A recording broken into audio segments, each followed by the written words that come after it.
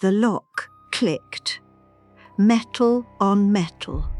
I stood in the garage, still holding the empty laundry basket I'd carried down 20 minutes earlier, and listened to my grandson's laughter fade as he walked back toward the house.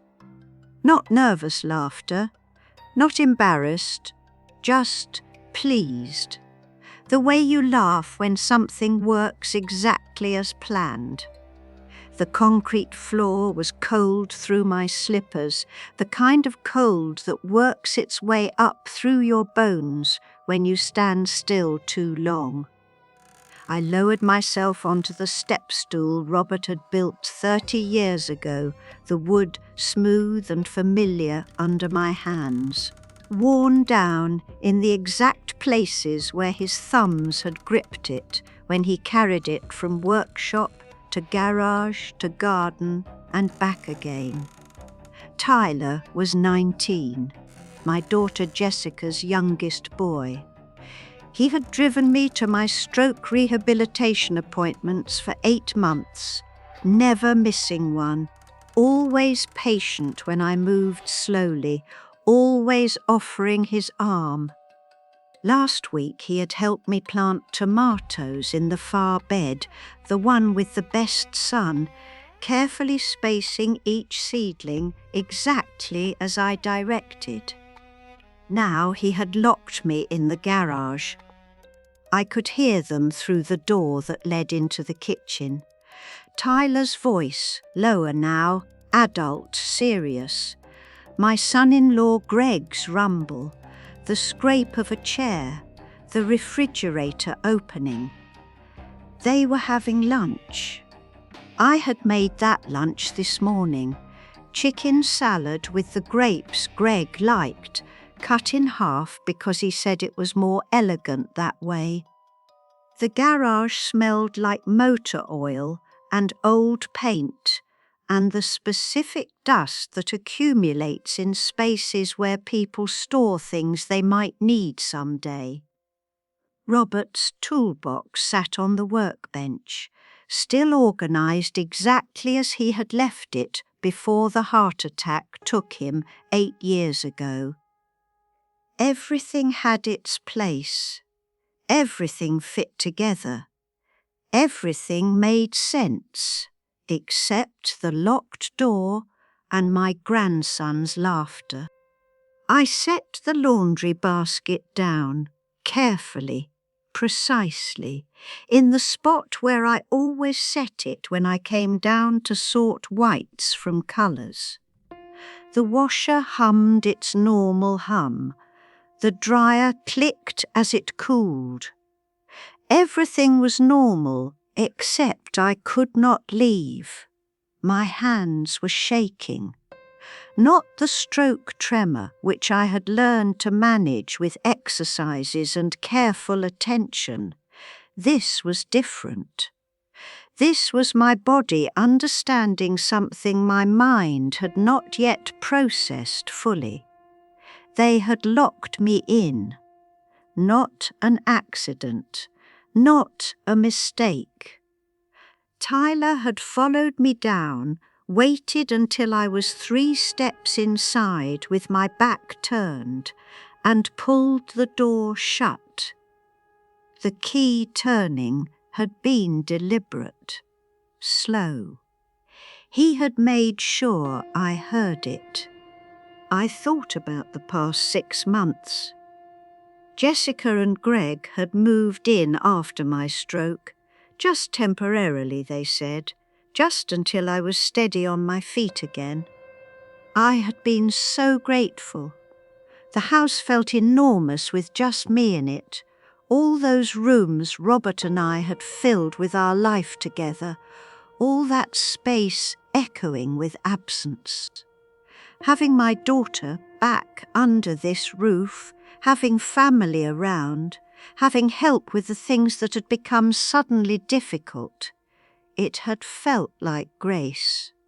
"You shouldn't be alone right now, Mom." Jessica's voice, firm and loving. "What if you fall again? What if something happens?" So they came, Jessica and Greg and Tyler, just for a little while. That was 6 months ago. I sat on the step stool and looked around the garage with new eyes, the way you look at a familiar room when someone points out that the walls are not parallel, that the floor slopes, that nothing is quite what you thought it was. Robert's workbench. My gardening tools hung on their pegboard, each tool outlined in black marker so you could see exactly where it belonged. The folding chairs we used to bring out for barbecues when Jessica was young and friends filled the backyard. And I realised this was where I had been spending most of my time lately. Not the living room where I used to read every evening in Robert's chair. Not the kitchen where I used to bake on Sunday mornings. Not the garden where I used to spend hours with my hands in the soil. The garage where they sent me with laundry, with sorting, with tasks. I stood up slowly, testing my balance the way the therapist had taught me. Steady, strong enough. Better than 6 months ago when I could barely stand without support. But they had not noticed that, had they? They had not noticed that I walked without a cane now, that I could carry the laundry basket without assistance, that I made meals for 4 people every day without forgetting ingredients or steps. That I was myself again, or close enough to myself that the difference only mattered in small moments of frustration, when a word would not come or my left hand would not quite grip the way I wanted it to. They had noticed something else instead. They had noticed I was not fighting. The door that connected the garage to the kitchen had a window, frosted glass, 4 panes, the kind that let light through without letting you see details. I had never paid attention to it before. It was just a door, just a way to move from one space to another. Now I stood close to it, close enough to feel the warmth from the kitchen radiating through, and I realised I could see shapes moving on the other side. Not faces, not details, just the sense of people existing in a space where I could not go. Where was Maple? The thought arrived suddenly, completely, with the force of something that should have occurred to me immediately. My dog. My 12-year-old golden retriever, the one Robert had brought home as a surprise after my mother died.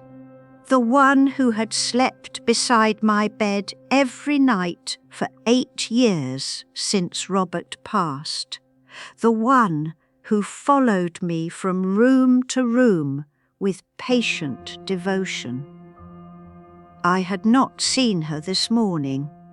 Last night, I made myself think carefully, precisely, about last night. I had fed her dinner at 5:30, same as always. She had eaten slowly, the way older dogs do, savouring each bite. I had sat with her on the floor and rubbed behind her ears while she ate, something I had been doing more lately, just wanting to be close to her, just wanting the comfort of her solid presence. Then what? Jessica had asked me to help with something upstairs, some confusion with paperwork. I had left Maple in the kitchen with her bowl and water and gone up to Jessica and Greg's room, My old guest room, the one that used to have my grandmother's quilt on the bed and now had their clothes piled on every surface. The paperwork had taken longer than expected. Jessica kept asking questions about the house. When had we bought it? What had we paid? Where were the original deed papers? And I had answered slowly, carefully, the way I answered all questions now, making sure each word was correct before I spoke it. When I came back downstairs, Maple was gone. Greg took her for a walk, Tyler had said. He was on the couch, scrolling through his phone. He did not look up. But Greg's car was in the driveway.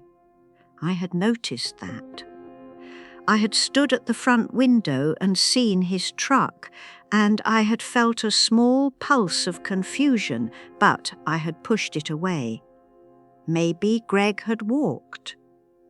Maybe I had misunderstood. I had not seen Maple this morning. When I came down to make breakfast, her bowls were gone. The mat where they always sat beside the back door was clean, bare. "Where's Maple?" I had asked Jessica. She had been pouring coffee. Her back was to me. Her shoulders did something I could not quite name. A small shift, a tightening. "We found her a better situation, Mom. A farm. Lots of space to run." The words had been gentle, kind, reasonable. "You didn't tell me you were sleeping. We didn't want to upset you." I had stood there in my own kitchen, wearing the robe I had worn for 23 years. Standing on the floor, Robert and I had tiled together one long weekend when Jessica was 10, and I had understood that my dog was gone, and no one had asked me, and no one thought they needed to. Now, locked in the garage, I understood something else. There was no farm. The knowledge arrived with absolute certainty, the way some truths do, bypassing logic and evidence, and landing directly in the place where you keep the things you know without knowing how you know them. Maple had not gone to a farm. Maple had not gone anywhere she could run and play and live out her remaining years in comfort. Maple was gone the way old dogs are gone when someone decides they are inconvenient. I sat back down on the step stool, and for several long minutes I could not breathe correctly. The air came in wrong, too fast, not deep enough.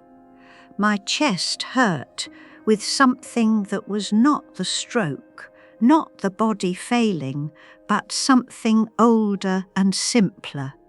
Grief, pure and complete. The garage held the silence like a weight, pressed it down on my shoulders, into my lungs. They had taken my dog. They had locked me in this space. And when I thought about the past 6 months with clear eyes, without the soft blur of gratitude and relief and family love, I could see the shape of what had been happening. The way Jessica had started going through my mail before I saw it. "Just helping out, Mum. You don't need to worry about bills right now."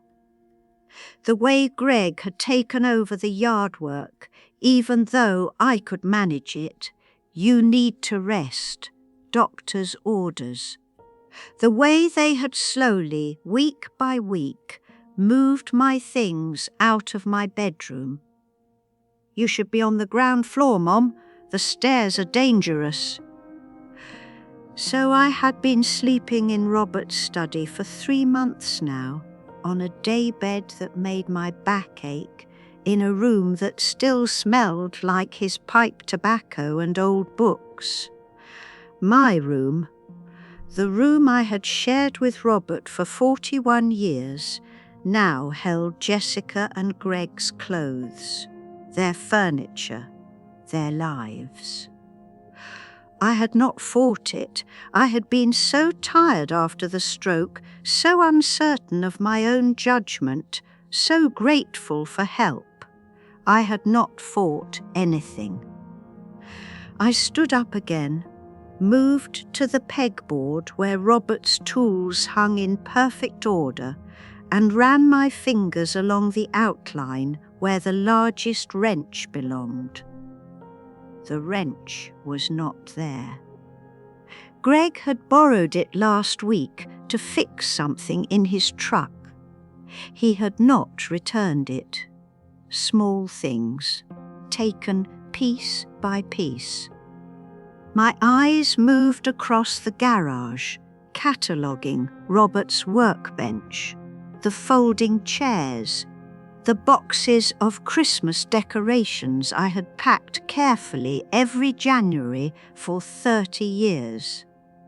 My gardening supplies, and there, on the shelf above the paint cans, half hidden behind a box of old curtains, something small and silver caught the overhead light.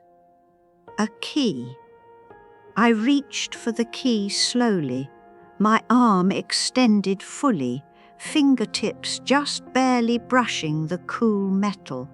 Robert had put it there years ago, I remembered now. A spare for the kitchen door, hung up high where we would not lose it, but could find it if we ever needed it. We had never needed it. The door had never been locked from the outside before. The key was dusty. I wiped it clean on my sleeve and held it in my palm, feeling its weight, its sharp edges, its possibility. I could open the door, walk back into my kitchen, sit at my table, and then what? The question stopped me.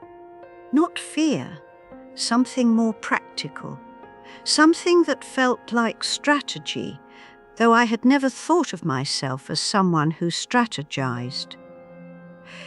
If I opened the door now, they would know I could. They would take the key. They would find a different lock, a different way. If I opened the door now, I would be showing them I was capable of solving problems. And they had spent 6 months teaching me, training me, to believe I was not. I sat back down on the step stool, the key warm now from my hand, and I did something I had not done since the stroke. I made a plan. Not a big plan, not escape or confrontation or any of the dramatic things you see in movies. Just a small, careful plan that fit the shape of my life and the reality of my situation. I would wait. I would let them think the lock had worked. And I would use this time to understand exactly what I was dealing with. The garage had a bathroom, a small half bath that Robert had added when we converted the space from a 2-car garage to a workshop and storage area. It had a toilet and a tiny sink and one narrow window that looked out on the side yard. I used it now, washed my hands with the bar of soap that had been sitting there unused for months, and looked at myself in the spotted mirror above the sink. 74 years old. thin white hair that I still wore in the same style I had worn since my wedding day. Face lined but not sagging. Eyes clear, grey like my mother's. I looked like myself, not like someone who needed to be locked in a garage for her own safety. The side window showed me a slice of the yard. The lilac bush Robert and I had planted the year we moved in, now overgrown and wild. The fence that needed painting. The garden beds where I used to grow vegetables and flowers, now mostly bare dirt and weeds. Greg had not been maintaining them despite his promises. He had been too busy maintaining control. I turned away from the window and went back into the main garage space. If I was going to wait, I would use the time. I would look at things I had not looked at carefully for months. I would see what they thought I could not see. The filing cabinet in the corner had 3 drawers. Robert had kept his business papers there. He had run a small accounting practice from the house for years before retiring. After he died, I had used it for household documents, tax returns, insurance policies, the deed to the house. The bottom drawer was locked. It had not been locked before. I tried it carefully, quietly, even though I was alone and no one could hear me. The drawer would not budge. Someone had locked it and taken the key. Why? The question sat in my chest, heavy and cold. What was in that drawer that they needed to lock away from me? I knew what should be in there. The house deed, my birth certificate, Robert's death certificate, our marriage license, all the papers that proved who I was and what I owned. I stood there looking at the locked drawer and felt something shift inside me. Not panic, something colder. Something that felt like my mother's voice, the way she sounded when I was young and had done something foolish, and she would say, very quietly, "Now, let's think about this. Let's think." They had moved into my house 6 months ago. They had gradually taken over each room. They had taken my mail, my bank statements, my access to the things that mattered. They had put me on the ground floor in the smallest room. They had taken my dog. And now they had locked me in the garage, and they had locked the filing cabinet that held the proof of who owned this house. The pattern was clear if you looked at it straight on, without the blur of love and family and trust. They were taking my house. Not metaphorically, not gradually, literally. They were taking my house, and they needed me to not notice or not be able to fight back or not exist in a way that could create problems. I sat back down, my legs suddenly weak, and I made myself breathe slowly, count the breaths, in for 4 counts, hold for 4, out for 6. The therapist had taught me this for managing anxiety after the stroke. It worked now too. After 10 careful breaths, I could think again, clearly, coldly. I needed to know what they had done. I needed evidence, and I needed help from outside this house, because anything I tried to do alone could be dismissed as confusion, as stroke symptoms, as an elderly woman who could not think straight. They had been very careful to create that story. Every time I had questioned something over the past months, Jessica had smiled gently and said, "You're still recovering, Mom. You're doing so well, but you need to not push yourself. Let us handle things for now." And I had let them. God help me, I had been so grateful that someone wanted to handle things that I had handed over everything without even seeing what I was doing. But I saw now the hours passed slowly in the garage.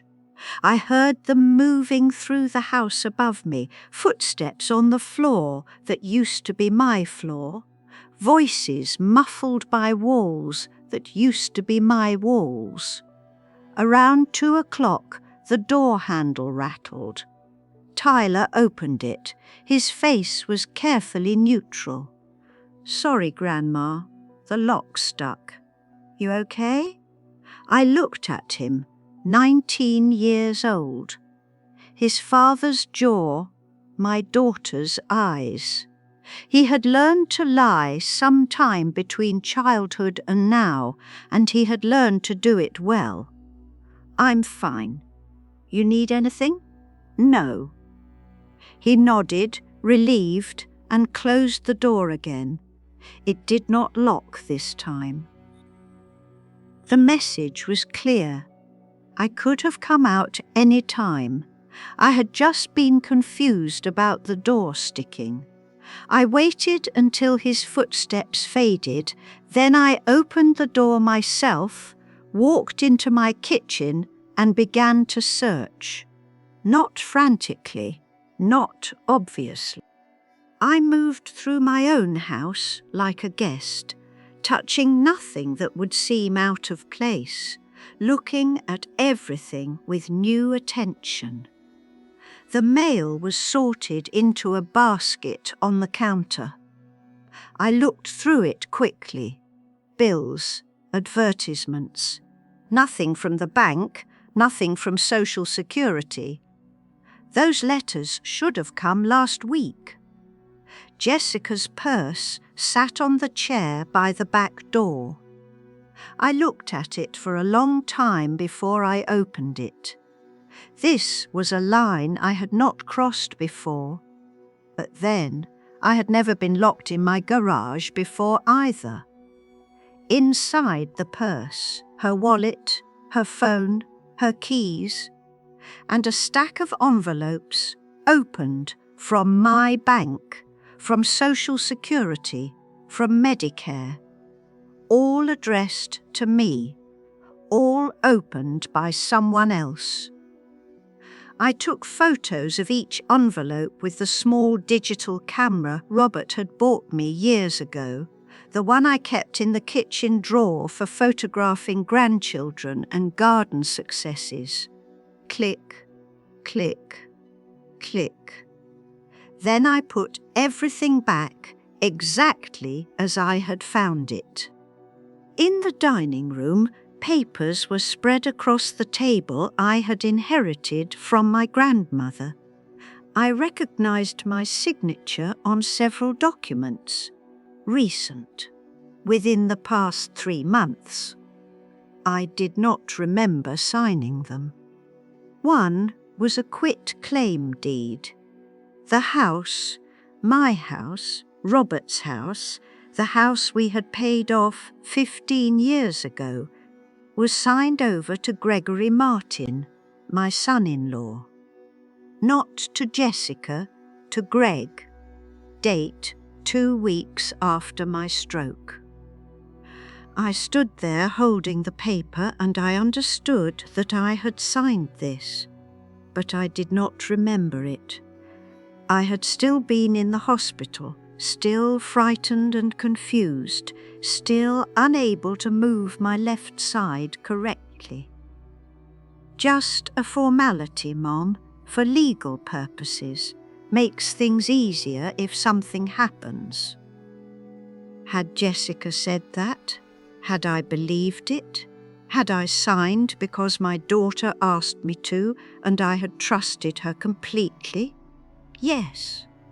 All of those things, yes. I photographed the deed. I photographed every paper on that table.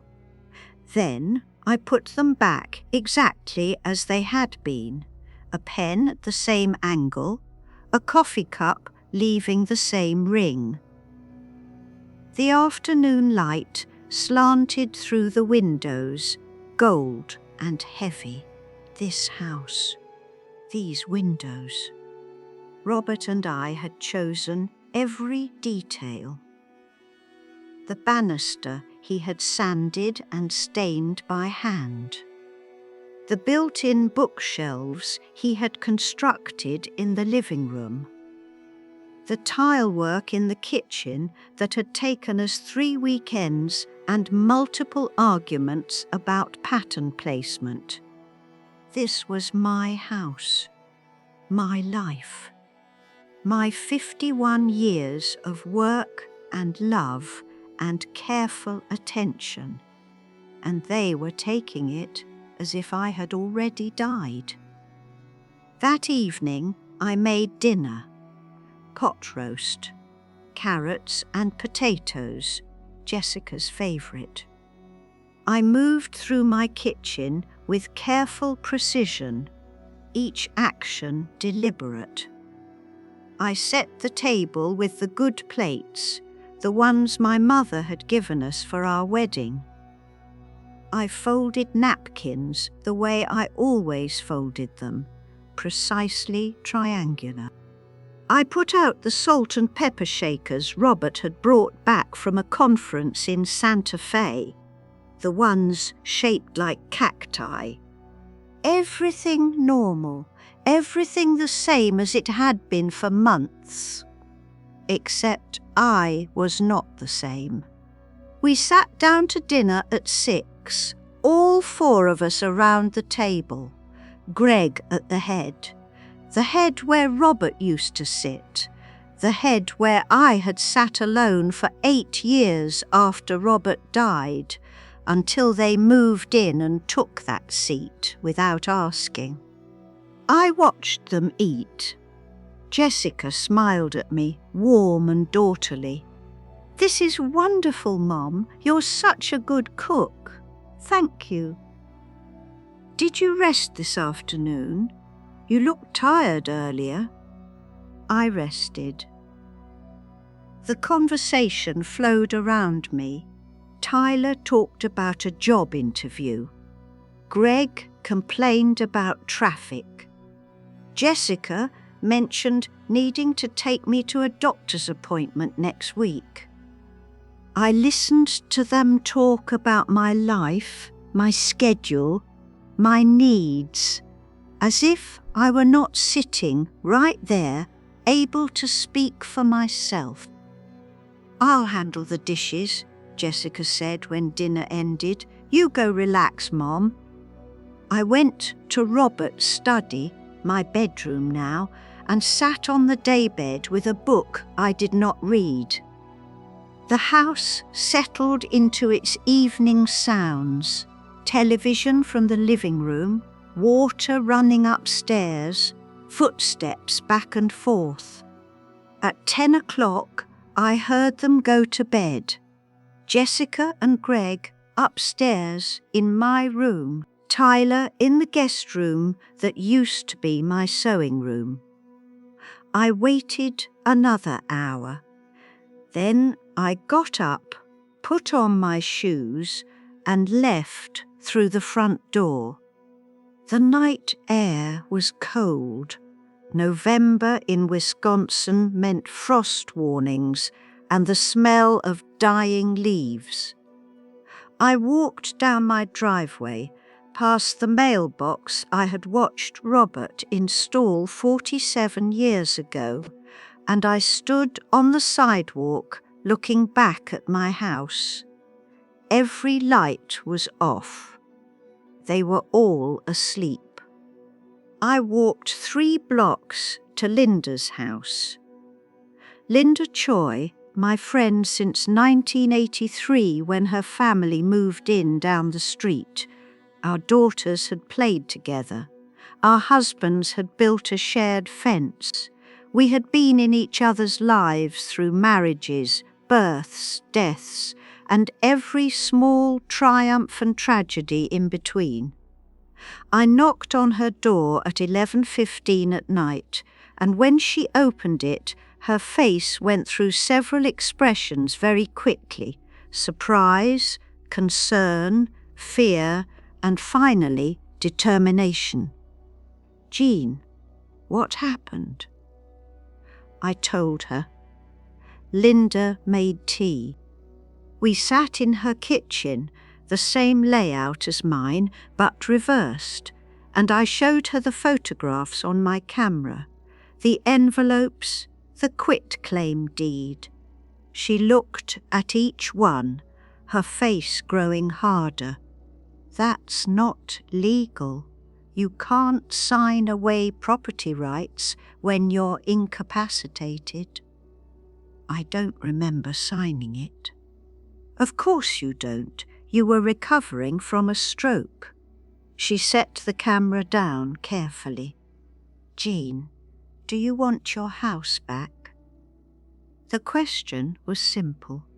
The answer should have been simple.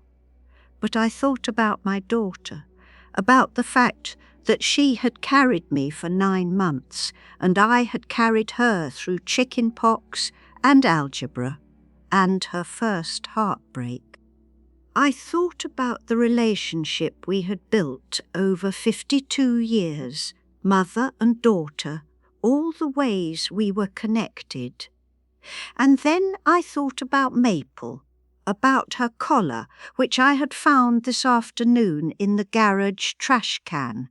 Red leather, worn soft, with her name and my phone number on the metal tag. Thrown away like garbage. Yes, I want my house back. Linda nodded. She picked up her phone and made a call. It was after midnight, but the person who answered did not sound upset to be woken. "Sadie, it's Linda. I need help. Tonight." Sadie Freeman arrived at 1:30 in the morning. She was 78 years old, retired from a 40-year career as a real estate attorney, and she walked into Linda's kitchen like someone entering a courtroom. "Tell me everything." I told her, not emotional, not crying, just facts. The stroke, Jessica and Greg moving in, the gradual takeover, the locked door today, the deed, the missing mail, Maple. She listened. She took notes on a yellow legal pad she pulled from her purse. She asked specific questions. "When did you sign the deed? Who witnessed it? Where are your other documents? Do you have a will? Power of attorney? Medical directives?" I answered what I could. She filled in the gaps with more questions. At 3 in the morning, she closed her notebook and looked at me directly. "You have a case, a strong case. That deed can be challenged, but you need to understand, this will destroy your relationship with your daughter, maybe permanently. I understand. You'll be going up against family in court. It will be public. It will be expensive. And even if you win, even if you get your house back, you'll be 74 years old and alone in it." I looked at this woman I had known for 20 years through church functions and neighbourhood gatherings, but never well. Not until tonight. I looked at Linda beside me, steady and solid. I looked at the clock on the wall showing 3:17 in the morning. "I'm already alone," I said quietly. "I've been alone in a house full of people for 6 months. At least this way, I'll be alone in my own home." Sadie smiled. It was not a warm smile. It was the smile of someone who has been waiting a long time to help with exactly this kind of problem. "Then let's get started." The next morning I made breakfast. Eggs and toast, orange juice, coffee the way they liked it. Jessica came downstairs at 7, her hair still wet from the shower, and kissed my forehead the way she had done since she was small. "Morning, Mum. Sleep well?" Yes. I watched her pour coffee, add cream, stir it exactly 3 times. She had learned that from me. I had learned it from my mother. 3 generations of women stirring coffee exactly the same way. "I need to run some errands today," I said. "Linda's going to pick me up." Jessica's hand paused mid-stir. Just for a second. Then she smiled. "That's nice. You haven't seen Linda in a while." "No. What time will you be back?" "Not sure. We might have lunch." "Well, have fun. Take your phone. And Mum, don't forget to take your afternoon pills. I left them on the counter for you." I looked at the pills. Small white tablets in a plastic cup. My blood pressure medication, my cholesterol medication, the baby aspirin. I took them every day at 2 o'clock.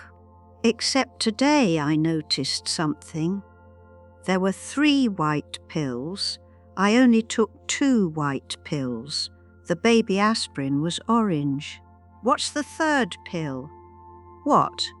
"Oh, that's your new prescription. Dr. Williams called it in last week. For anxiety." Remember? I did not remember. I had not seen Dr. Williams in 2 months. I had not complained of anxiety. "I don't think I need that, Mom." Jessica's voice was patient, kind. The voice you use with a child. "We've talked about this. The doctor thinks it will help with your recovery. You've been so agitated lately." I had not been agitated. I had been normal. But I looked at my daughter standing in my kitchen in my house that she had signed into her husband's name, and I understood that my normal was her agitated. My clear thinking was her confusion. My boundaries were her symptoms. "I'll take them later," I said. Linda's car pulled into the driveway at 9. I walked out with my purse, the same purse I had carried for 8 years, the one Robert had given me for my 66th birthday because my old one was falling apart and I would not buy a new one. Inside that purse, my camera with all the photographs, my identification, the phone number Sadie had given me, and Maple's collar, which I had taken from the trash and washed and would not let go of. Linda drove us to the bank, First National, where Robert and I had held accounts since 1972. The same building, though they had renovated twice, and the tellers were all new faces now. I walked up to the desk and asked to speak to a manager. 15 minutes later, I was sitting across from a young woman named Maria, who could not have been more than 30. "How can I help you today, Mrs. Gardner? I need to see my accounts, all of them." She typed on her computer. Her expression shifted slightly. "It looks like you have 2 accounts here. One savings account with a balance of $14,000 and one checking account with a balance of $87. Both accounts show joint holder as Jessica Gardner Martin." "When was Jessica added to those accounts?" More typing. "May 4th of this year." "6 weeks after my stroke. I need her removed. Today." Maria's professional smile became uncertain. "I'll need to speak to my supervisor about that." "Please do." The supervisor was a man in his 50s who had the careful manner of someone who has dealt with family financial disputes before. He listened to my request. He looked at my identification. He excused himself and made a phone call I could not hear. When he came back, his face was serious. "Mrs. Gardner, I need to ask you some questions. Are you making this request of your own free will? Is anyone pressuring you?" "No." "Are you aware that removing your daughter from these accounts will mean she no longer has access to your funds?" "Yes, that's exactly what I want." He studied me for a long moment. Then he nodded. "I'll need your signature on several forms, and I need to inform you that your daughter will be notified of this change." "I understand." I signed the forms. Each signature was steady, clear, not the shaky post-stroke writing of 6 months ago. My name in my own hand, as solid as it had been at 30, at 40, at 50. When I left the bank, my accounts were mine again, only mine. The money Robert and I had saved over 41 years of marriage. The social security I had earned, the pension from his accounting firm. All of it mine again, with no one else's name attached. Linda drove me home. We did not speak. When she pulled into my driveway, she turned off the engine and looked at me. "This is going to get harder before it gets better." "I know. You're not alone in this. I know that too." I went inside. The house was quiet, empty. They had all left at some point during the morning. Jessica's car was gone, Greg's truck was gone, Tyler's bicycle was not by the garage. I walked through each room slowly. The living room with Robert's chair, now buried under Jessica's throw pillows. The dining room with papers still spread across my grandmother's table. The kitchen where I had made 63,000 meals or thereabouts.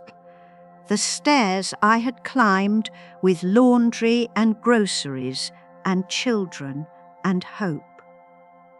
In the garage, I stood in the center of the floor and looked at the filing cabinet, the locked drawer. I found a screwdriver in Robert's toolbox. It took me 15 minutes and 2 broken fingernails, but I got the drawer open. Inside, my birth certificate, Robert's death certificate, our marriage licence, and a new deed to the house, dated June 15th, transferring ownership from me to Gregory Martin, witnessed by a notary public whose signature was illegible. I had never seen this document before. I had certainly never signed it. 2 deeds. The quitclaim I had signed in the hospital, confused and trusting, and this one, which appeared to have my signature but which I had never actually signed, forgery. I photographed both documents. Then I called Sadie. "I found it," I said. "I found the evidence." 2 days later, I stood in Judge Morrison's courtroom. Sadie was beside me, professional and calm, in a navy suit that had probably been expensive 20 years ago and was still dignified now. Jessica, Greg, and their attorney were on the other side of the aisle. Jessica would not look at me. Greg looked angry. Their attorney looked bored.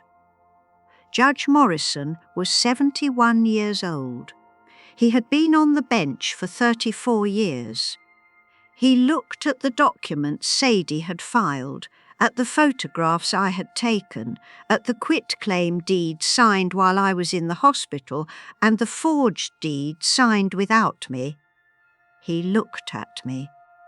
"Mrs. Gardner, do you understand that you're asking the court to declare these deeds invalid and restore full ownership of your property to you alone?" "Yes, Your Honour." "And you understand that this action will require your daughter and her family to vacate the premises?" "Yes, Your Honour." "Are you making this request of your own free will, without coercion?" I thought about Maple, about the locked door, about the pills I was supposed to take for anxiety I did not have, about 6 months of being slowly erased from my own life. "Yes, Your Honour, I am." He signed the order. Temporary injunction. The house remained in my name pending a full hearing in 30 days. Jessica, Greg, and Tyler had to move out immediately. We left the courthouse at 4:30. The November sun was already setting, the sky that particular shade of grey-blue that means winter is coming.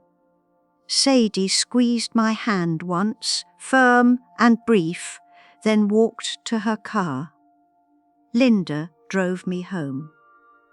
When I pulled into my driveway, all the lights in my house were on, every single one, as if they were burning through electricity one last time before they left. I walked up to the front door and found it locked. Not stuck, locked, with a new lock I did not have a key for. Linda called the police. 2 officers arrived within 15 minutes. They had a copy of the judge's order. They knocked on the door, and when no one answered, they forced it open. The house was trashed. Not destroyed, not vandalized in the legal sense, but everything that could be moved had been moved. Furniture pushed over, drawers pulled out, Robert's books thrown from their shelves, my clothes piled in the hallway, my mother's plates, the ones from our wedding, stacked precariously on the kitchen counter, 2 of them already broken. Jessica and Greg and Tyler were gone. They had taken what they wanted and destroyed what they could not take, and left the rest for me to clean up. I stood in the centre of my living room, surrounded by the wreckage of my life, and I felt something I had not felt in 6 months: freedom. I cleaned the house myself, room by room, day by day, putting everything back where it belonged, Robert's books on their shelves, organised by subject the way he had always kept them. My mother's plates, the ones that survived, back in the china cabinet behind glass, my clothes hung in my closet, my bed made with my sheets. It took 2 weeks. Jessica called once. I did not answer. She left a voicemail. Her voice was tight, defensive. "Mum, I can't believe you're doing this after everything we did for you. After we gave up our apartment to take care of you. You can't just throw us out like this. We're family." I deleted it. Greg's lawyer sent a letter threatening to countersue for elder abuse, for defamation, for emotional distress. Sadie responded with photographs and bank records and medical testimony from Dr. Williams, stating that I had never been prescribed anxiety medication. They dropped the countersuit. Tyler texted me once, "Grandma, I'm sorry I did not respond." He had locked me in the garage. He had laughed. He was sorry now that it had cost him something, but he had not been sorry when it was only me who paid the price. The full hearing happened on December 7th. Judge Morrison reviewed all the evidence. The forged deed, the bank accounts, the medications, Maple's veterinary records, which Linda had helped me obtain, showing that Maple had been euthanized on the day they claimed to have taken her to a farm. The judge ruled. The house was mine. The deed was voided. I owed nothing. Jessica and Greg had 30 days to pay back the money they had withdrawn from my accounts. They would pay in installments over 5 years. If they failed to pay, their wages would be garnished. I won, but it did not feel like winning.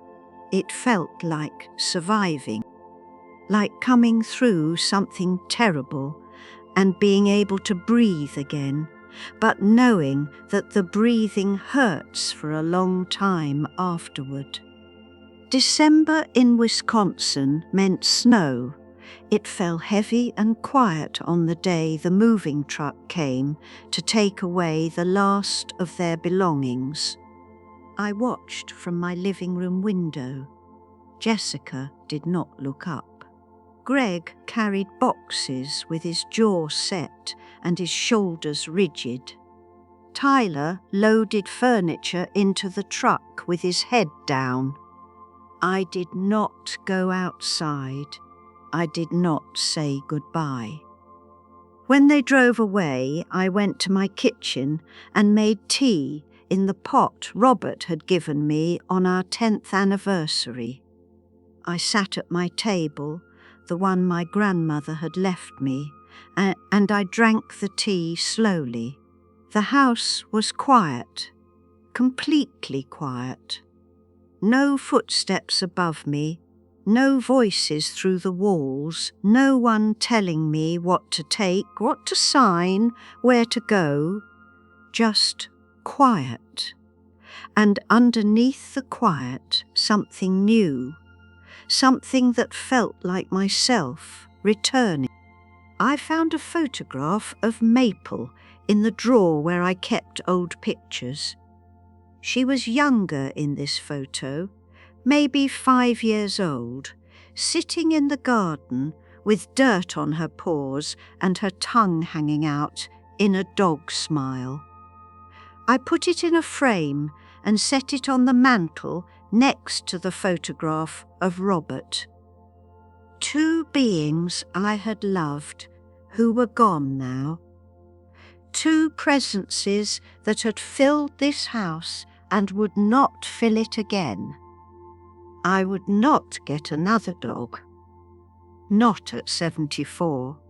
Not when I did not know how many years I had left or what condition I would be in. It would not be fair to the dog. But I planted flowers in the spring, lilies like the ones Robert and I had planted 40 years ago. I did the work myself, down on my knees in the dirt, my hands remembering the rhythm of digging and placing and covering. My back ached afterward. My knees complained. But the ache was mine, earned by my choice in my garden. Linda came by twice a week. We had coffee. We talked. Sometimes about what had happened, but mostly about other things, books, the news, the neighbourhood, the ordinary details of living that matter more than you think they will. Sadie stopped by once a month, usually bringing something, flowers, bread, a book she thought I would like. We did not talk much. We did not need to. She had given me back my life. I had given her the satisfaction of winning a case she had wanted to win for a long time. Some nights I sat in Robert's chair and I was lonely. There is no way around that truth. The house was too big, too quiet. Sometimes I missed my daughter so badly it felt like physical pain, like something broken that would not heal. But I did not miss the woman who had locked me in the garage. I did not miss the people who had taken my dog and my money and my dignity. I missed the daughter I thought I had. The mother-daughter relationship I thought we had built, but that had been an illusion for longer than I wanted to admit. Maybe it had always been an illusion. Maybe I had wanted it so badly I had refused to see the truth. I was 74 years old. I owned my house, I paid my bills, I made my own decisions. I took no pills I did not need. I answered to no one. Some people would call that lonely. I called it free. If you are reading this and you recognize yourself the one who always says yes, the one who lets family take and take because family is supposed to matter, the one who is afraid of being alone, more than afraid of being used, I need you to understand something. Your silence is not kindness. It is not love. It is not keeping the peace. Your silence is abandoning yourself. And when you finally speak, when you finally say no, when you finally draw a boundary and hold it, no matter who cries or threatens or walks away, that is not selfishness. That is remembering you are a person, not a function. That is choosing to survive. I am 74 years old.